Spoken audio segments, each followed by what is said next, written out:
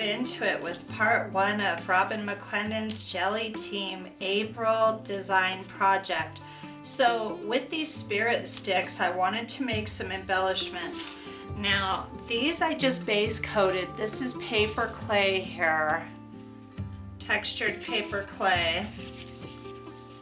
And I have a video. It's one of my very first videos, and the video is not great, but the instruction is great. So I'm gonna link it to this. It's only like a 10-12 minute deal.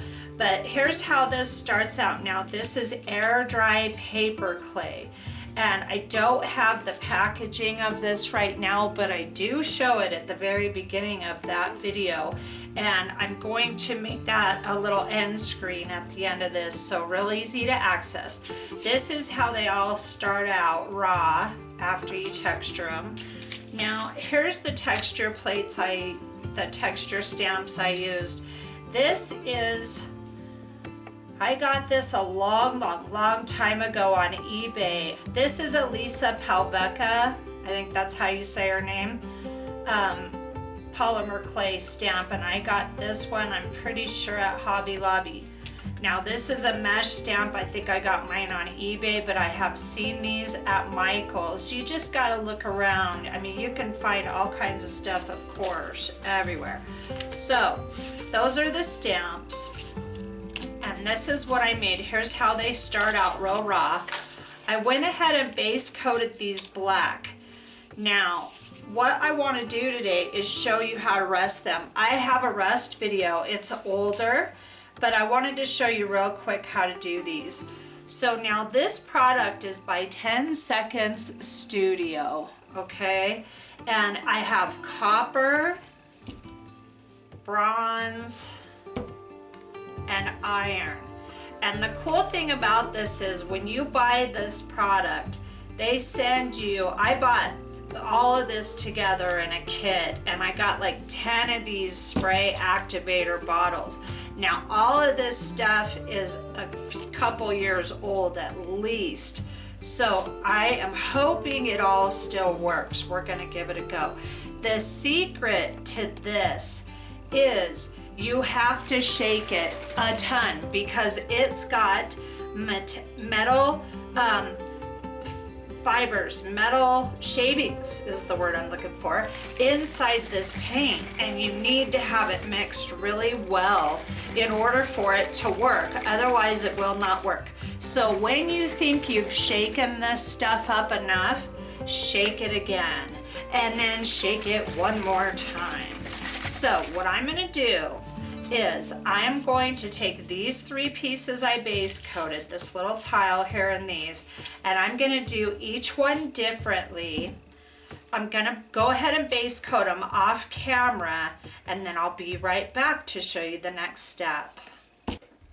So I did the little tile bronze, and then this one's iron, and this one's copper. Now I have a little copper on my brush. This is the last one I did. Now this paper clay reactivates. As you can see, it's bowing. So when I get these all dry, shouldn't have done that. When I get these all dry, I'll probably have to weigh them down to flatten them out again. Paper clay can be kind of a high maintenance pain, but it makes beautiful embellishments. So let me put another drop on there. Now, a couple things for explanation. The reason I have 2 reasons for base coating these black in the beginning. One is that if I miss any spots, because the pattern is so deeply, it's so textured, that if I miss any spots, then black, I would rather have black underneath than white. The other reason, and the most important reason, is these paints here are not cheap.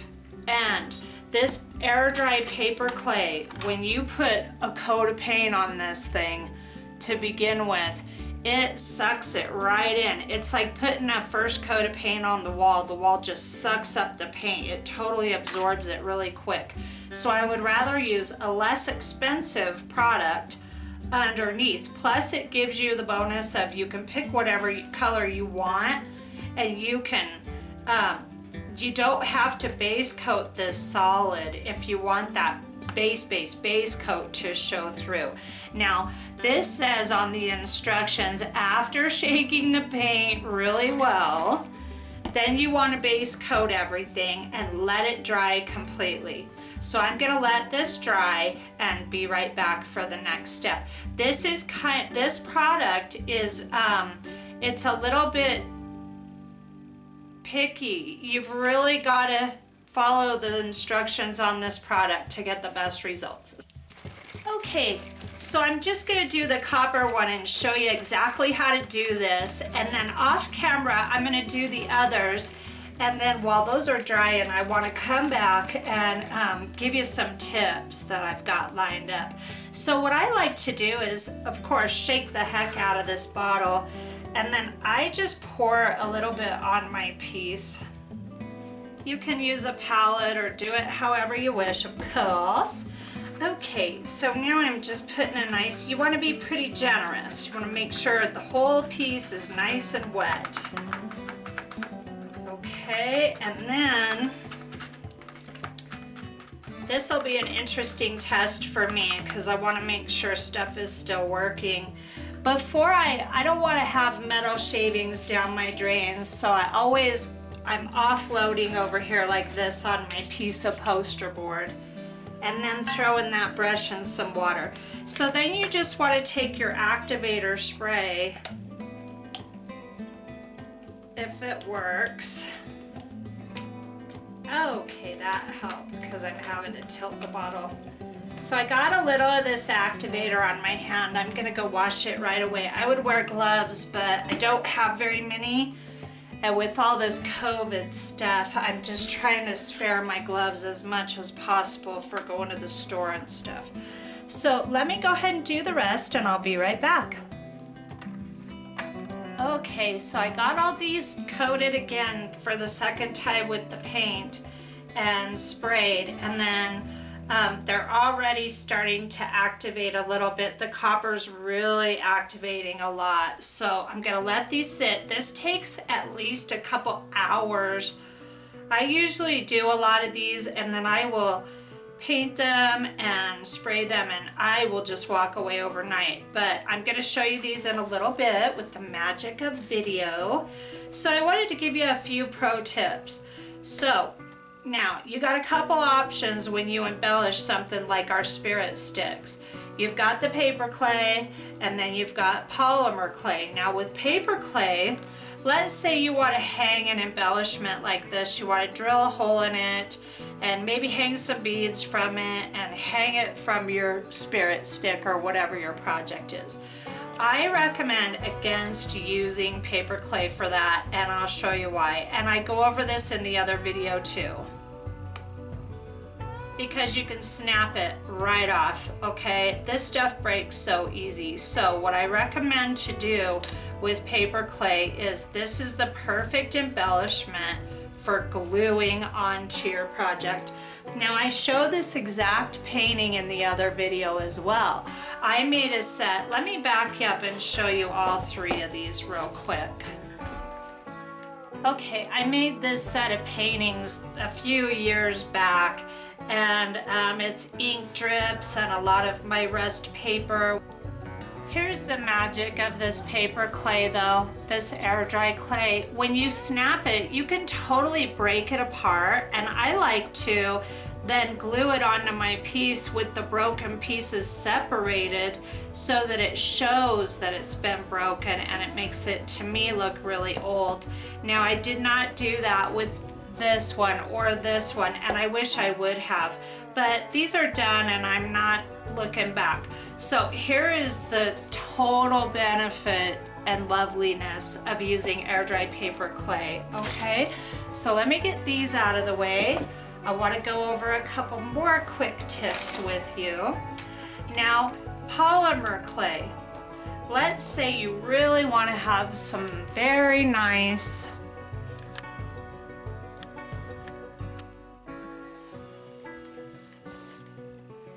Okay, let's talk about polymer clay for a minute.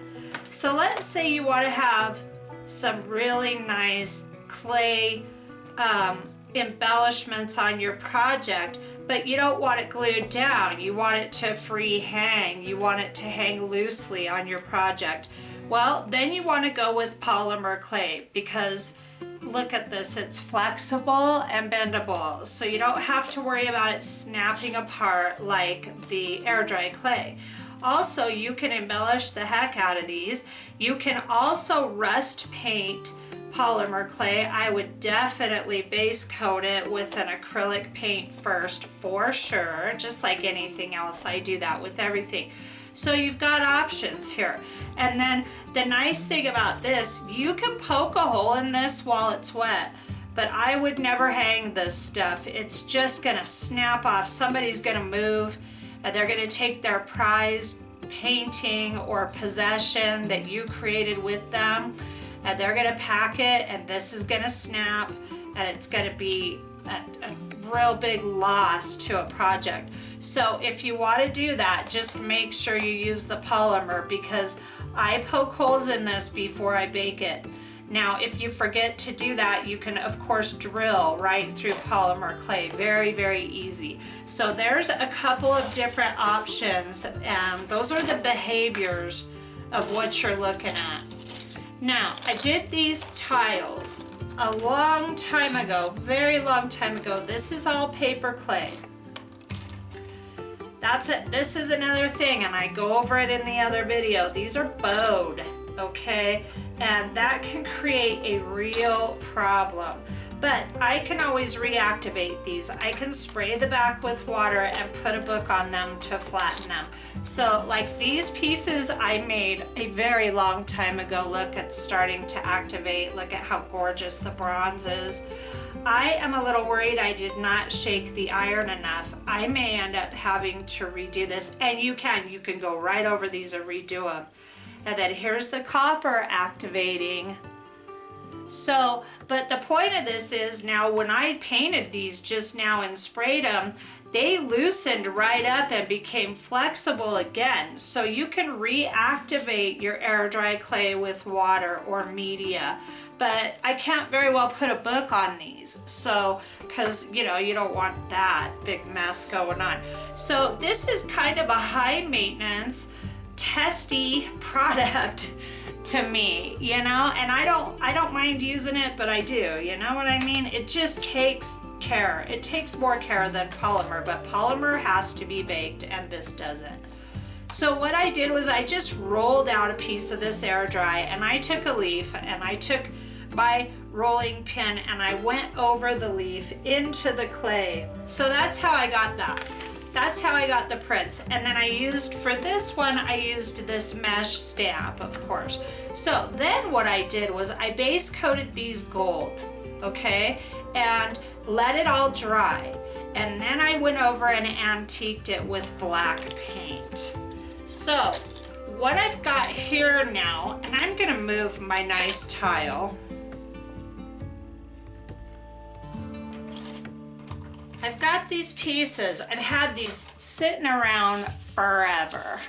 I've got some of these burnt orange, and I apologize. I do not know what paint I used on these. I made these a long time ago and just pulled them out of my stash. So I apologize for not being able to tell you what I used. So these are all base coated now with this beautiful orange, burnt orange paint. And I will tell you this, it's all acrylic, and this is metallic gold, and I'm sure it's folk art because that's what I was using at the time. So what you want to do is you just want to take a little palette. You can't put it right on the project this time. Just get yourself a little bit of paint out, okay? And then I like to use a flat brush for this project, and I like to load up one side, careful to keep it down low, and then load up the other, just like so. So I got a nice amount of paint within the bristles in my brush. And then I'm just gonna take, this will be a great example. I won't do all these. Let's do that one, that one, that one, and let's do a leaf. So we'll do these four. Okay, so you can get a good view.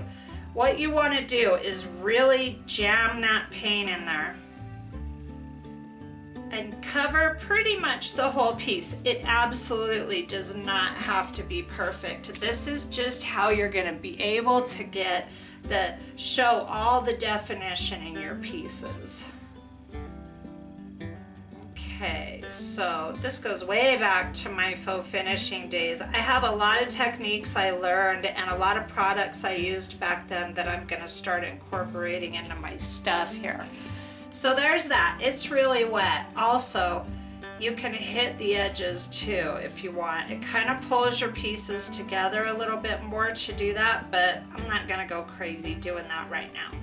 So we got that. It's wet. You want to let it set up and just keep going, okay?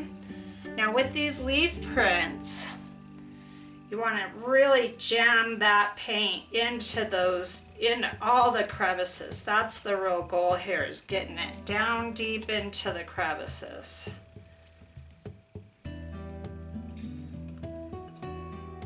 Okay.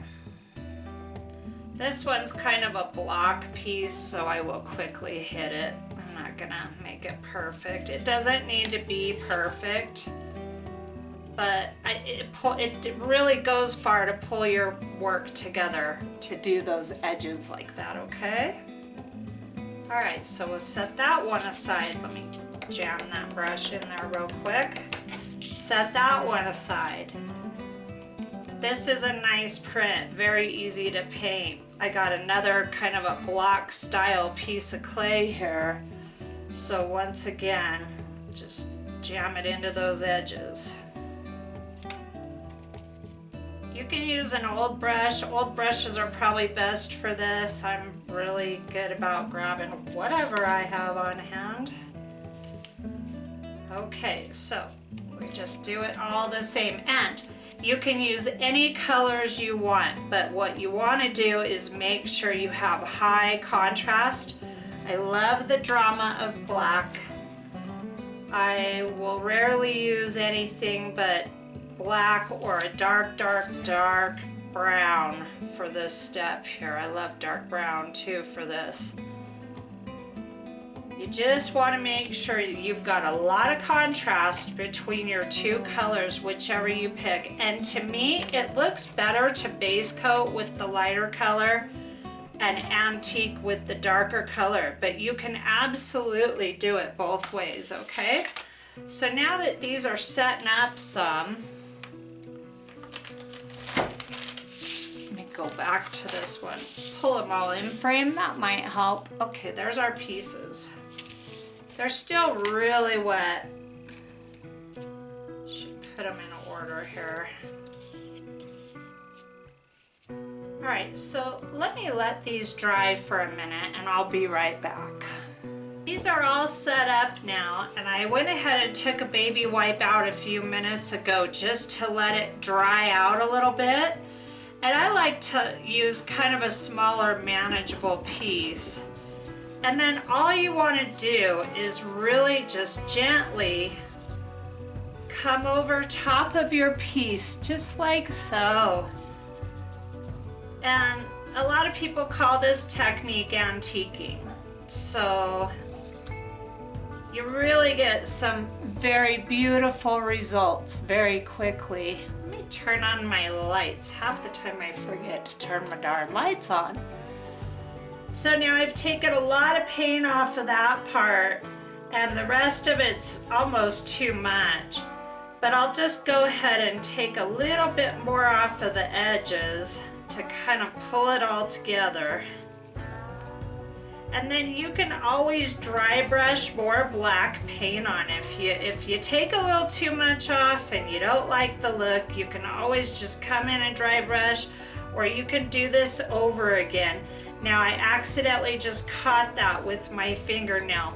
These acrylic paints on this paper clay are, this paint's been on here for months and put in a drawer, and still I can ding it up. So all I'm gonna do is just take a tiny bit of black, the tiniest bit, and I'll just hit those areas. Like if you ding it up at all, just hit it, no biggie. Okay, easy fix. Let's go ahead and move on. I can mess with that later. Now the leaves are really fun because you've got all of that texture in that leaf with the veining and all that. Now you always want to start off real gentle, and then you can increase your pressure as you go. That's what I found to be best. Sometimes I get so heavy-handed with stuff and I just go way too hard and take way too much at the beginning. So you want to be careful of that. And then just keep moving your baby wipe around, because you get to a point where you're just rubbing paint around and you're really not taking any off. Once it gets paint on it, it's a done deal. You gotta get a clean area. So there's that beautiful leaf, and look at how quick you can change something. And then you can just come in, and this is set up for quite a while, so I'm able to really kind of wrench down on it a little harder. Try not to get your fingernails into it. Okay, but you can get these gorgeous antiqued aged tiles very easily. Let's go ahead and do the other two real quick. This pattern is fun because it's very easy to clean it up. All you gotta do is just rub that top surface of that mesh texture, and it's a done deal. A lot easier than doing a leaf imprint, but it's all worth it, right? So this gives you guys some options for embellishments for all your artwork moving forward. I like to use both kinds of clay, and I hope I've gone over really well the behavior of each kind of clay so that you get a real clear idea of how this stuff is gonna work for you.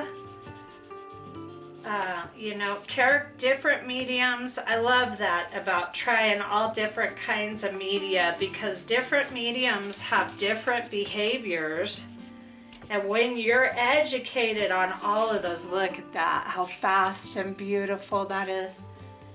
When you educate yourself and you experiment around with different mediums, then you get such a huge toolbox of mediums that you're intimately familiar with, that you can go and really, really make some amazing pieces with a lot of different techniques.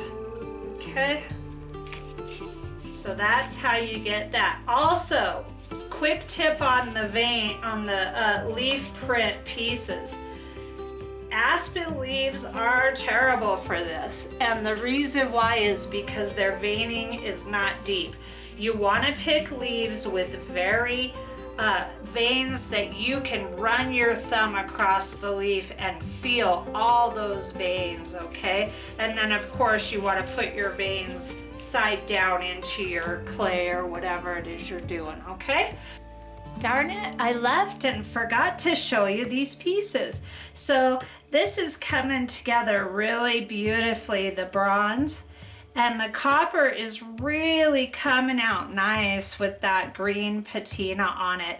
And the cool thing about this product, this 10-second studio, this patina spray works on all of their different metal paints, okay? Now if you get into Benjamin Moore does a line of these as well, but they've got different sprays for different paints, and that's why I like this product better, because when you buy the kit, at least when I bought it, and it's been a long time, couple years, I got like 10 of these little spray bottles with my paints, and they were all full with a cap sealed and all that good stuff, and then they sent me 10 sprayers, brand new sprayers. So they really hook you up nice, and the value for the money on this, and nothing against Benjamin Moore. Benjamin Moore has great products, they really do. However, when it comes to this, you only have to have one spray. I don't want to buy a different spray for every different paint, right? So now this one is going to be the Iron Rust Orange, and it's not working as well as the other two, but it just may be taking more time. So when we get into part 2, I'll show these to you all dried out and we'll take a look. I did recoat this again with that paint, so I don't know if somehow if the metal is getting caught in the bottom or what the deal is, but I'm really hoping that it works. So I will show you these on the next section, okay? See you soon. So here's how our pieces came out from part 1. The bronze little tile really came out nice, and I'm not even sure how it ended up with the orange rust on it because I did not put any iron paint. But when I was painting the iron, it could have maybe splattered over a little bit on here. I'm not sure what happened, but that's the result of the bronze paint. This is the result of the copper paint. All that green is from the rust activator. Isn't that great? And then here is the iron one. And this one ended up a little bent, but I can easily fix that by re-wetting it. And something else I want to do to this one is I want to add a little of the copper patina. Actually, excuse me, I think I'm going to do the bronze patinaing. So all you've got to do once you've got these pieces is if you want to add to it, just throw some blotches of whatever kind of paint you want on there out of those metal paints, and then spray it again with the activator, and you can easily get that green mixed in there with this really nice rust. Also, I had said when we were first doing this, these products are a couple years old, so I'm really happy to report that you can buy this from this company, and I'm not making any money or anything, just passing it along to you. But you can let this product sit on the shelf for a couple of years. These have sat, and look at how beautifully they work. So I really love a product that I can, stand behind, something that's gonna work that well. So that's a really nice, that Verde product, and I will link their website below. Hey guys, so these are these tiles I made for this piece, and I'm going to show you how to do them in just a sec. I just wanted to say I was watching a Robyn video recently, and it's one of her latest ones. She's using Arteza micas, and she's using them on the jelly plate with paint, and oh my gosh, she did these gilded papers. Oh, they came out so gorgeous. So here's another version of gilding, is with these tiles, and you can get this really cool look with a textured surface. So here's how to do that. And then I definitely invite you to check out Robyn's video on gilding tissue paper with the jelly plate with Arteza micas. And I can tell you, Arteza micas is in the title, so her channel link is below. I used this Deco Art Peacock Teal, is the turquoise. And I base coated all these with that, did a real thorough job of getting the turquoise everywhere, and then let that dry. I usually would say at least 3 hours, because you kind of want it to cure up, because you're going to be hitting it with a cloth, with a baby wipe. And then once the turquoise is dry, I put Titan Buff all over it, and then took a baby wipe and let it sit out for a little bit of time. See, I'll just tear these up. Like I already talked about it, and then you just want to gently wipe off some of that Titan Buff. But I will tell you what, this Titan Buff is such a good product that you don't have much time to let this set up. I would wipe it off within 10 minutes of putting this on because this binds big time, okay? And then I've just got my little plate here with some golden iridescent bronze. And I'm just really dry brushing over the top of these tiles.